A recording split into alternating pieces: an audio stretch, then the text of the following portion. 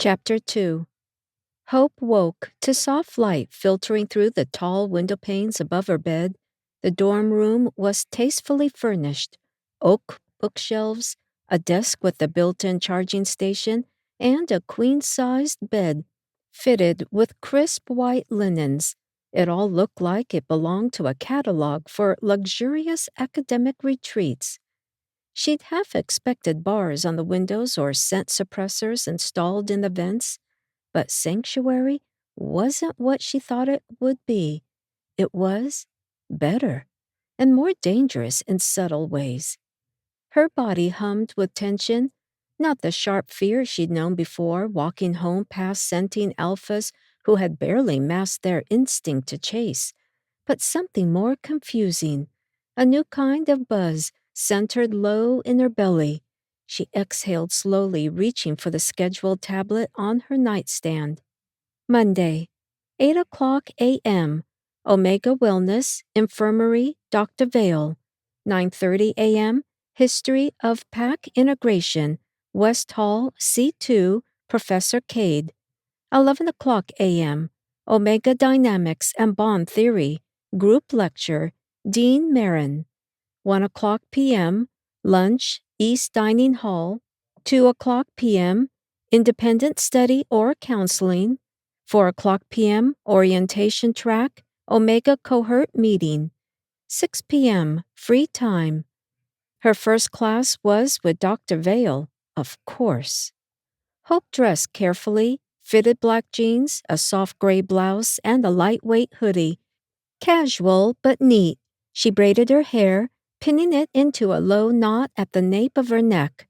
The mirror caught the soft curve of her cheekbones, the dark glow of her skin, the fullness of her mouth. She didn't usually pay herself much attention, but this morning something felt different. Was it her scent? Was it her? Dr. Vale's office was tucked into the east wing of the infirmary, all soft earth tones and glass cabinets. The scent of eucalyptus and bergamot drifted from a reed diffuser near the window. "Mornin', Hope," he greeted without looking up from his screen.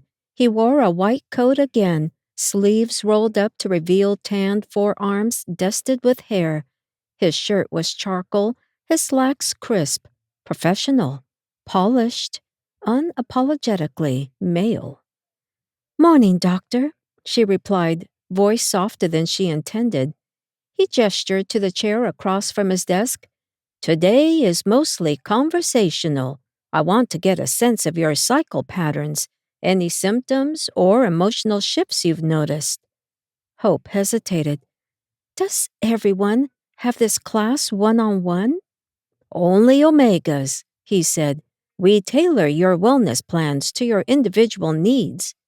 Her gaze dropped to his hands, long fingers, a slight callus on this middle finger where he probably held a pen too tightly.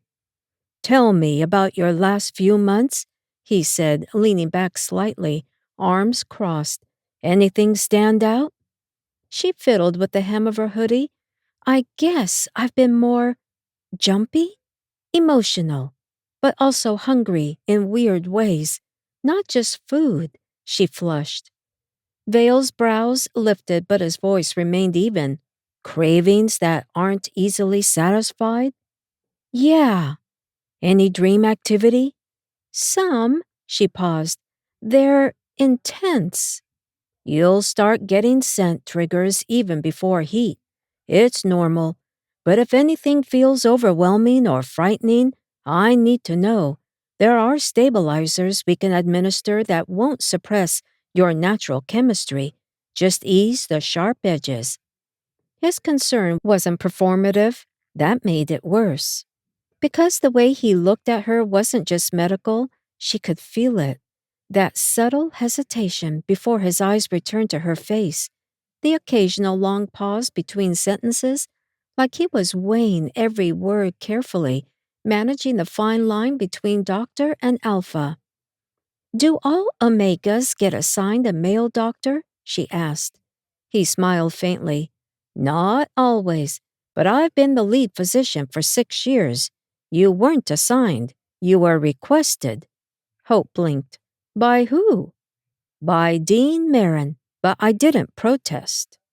He stood suddenly, walking over to a shelf and pulling down a small case.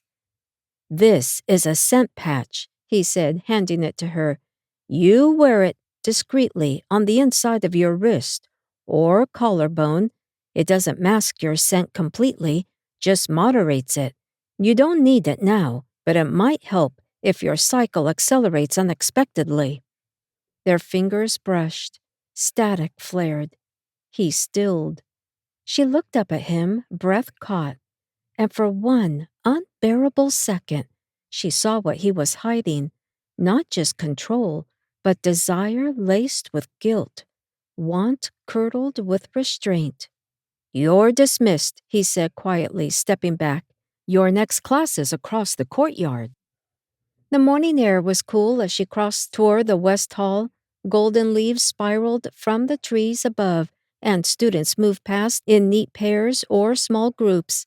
Alphas, betas, a few other omegas, though none made her feel seen the way Vale had. She arrived at her next class early. Professor Cade was already there.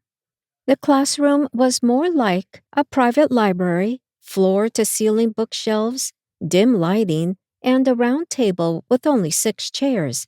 He glanced up from his tablet. Miss Whitmore. Professor. You may call me Elias, if you're comfortable with that. I don't stand on formality in small cohorts. She nodded, sliding into a chair. Is this the whole class? History of packed integration is an elective. Most students opt for lighter theory courses, but I found Omegas usually prefer the truth over comfort. He studied her. You strike me as someone with a keen eye for nuance. Hope didn't know what to say to that, so she stayed quiet as the others filtered in. 2 betas, another omega, and 1 lean alpha with freckles and a lazy smile. Theo. He grinned when he saw her. Hey, newbie, survived Vale's infamous bedside manner? He was fine, she said, but her heart was still tapping a beat behind her ribs. Professor Cade, or Elias, as he insisted, began the lecture with a story. The first recorded omega, he said, pacing slowly behind their chairs, was not revered or protected. She was hunted. In ancient Thrace, they believed omegas were touched by gods and thus dangerous. He tapped a hologram that projected from the center of the table, a statue of a woman bound in chains, vines curling around her ankles. They called her Lystra. She set fire to an entire village with her heat, or so the records claim. History often exaggerates. Hope leaned in. She didn't know why, but the idea of a powerful Omega, one who burned instead of bent, stirred something deep inside her. Control, Cade continued, has always been the goal of societies encountering power they don't understand. The sanctuary system you live in now is the modern evolution of that fear. Silence stretched. Questions? Theo raised his hand lazily. Do you think the sanctuary protects omegas or cages them? Cade smiled. You're welcome to answer that in your first essay. After lecture, Theo caught up to her as she headed toward the main quad. Want to grab lunch together? She hesitated. I'm still figuring things out. I'll give you a tour while we eat. You haven't seen the rooftop gardens, have you? Hope gave a reluctant smile. Fine. Lead the way. The rooftop garden was breathtaking. Rows of herbs, lavender, mint, and citrus trees in tall planters. Students lounged on sun-warmed benches. Theo handed her a sandwich and bottle of juice from the Academy Cafe. You're adjusting fast, he said. Most new Omegas hide in their rooms for a week. I'm not sure I have the luxury. Theo's grin faded into something more thoughtful. Sanctuary isn't perfect, but it's better than out there. You'll figure out who you are here." She looked at him. "And what about you?" "I've been here 2 years. My parents sent me when my instincts started kicking in too hard. I was dangerous." "You don't seem dangerous now." He chuckled and looked away. "Only when I want to be." Their gazes met. Heat sparked, but it was different than with Vale, lighter, flirtier. Not safer, exactly, just easier. "Text me if anyone gives you a hard time," he said, pulling out his phone, "or if you get bored, or hungry, or you just want to talk."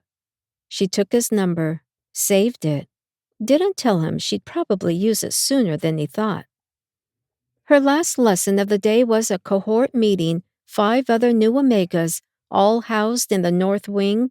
Dean Marin led the group, flanked by a counselor named Lily, who had a beta neutral scent and a warm smile.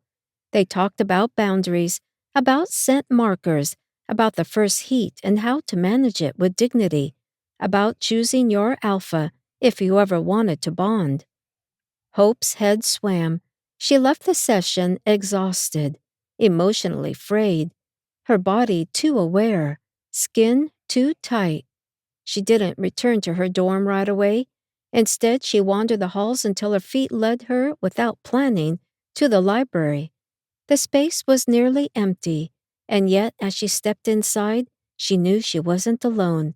Professor Cade sat in a leather chair by the tall window, a book in his hands. When he saw her, he didn't speak, just gestured to the seat across from him. She sank into it. For a long time, neither of them said anything. The silence stretched between them, comfortable, safe. Then he spoke, voice quiet. "You're not afraid." She looked at him. "Should I be?" "Not of me, but of what you are, of what this place expects you to become." "I'm not sure what that is yet." He nodded, closing the book. "You'll find out.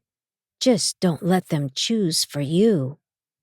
That night, Hope sat in her dorm's shared lounge, staring into the fireplace. The crackling logs cast golden light over the stone hearth. She thought about Vale's quiet intensity, about Cade's guarded insight, about Theo's playful protectiveness. 3 men, 3 alphas, 3 gravitational pulls she couldn't seem to escape. And her heat hadn't even begun.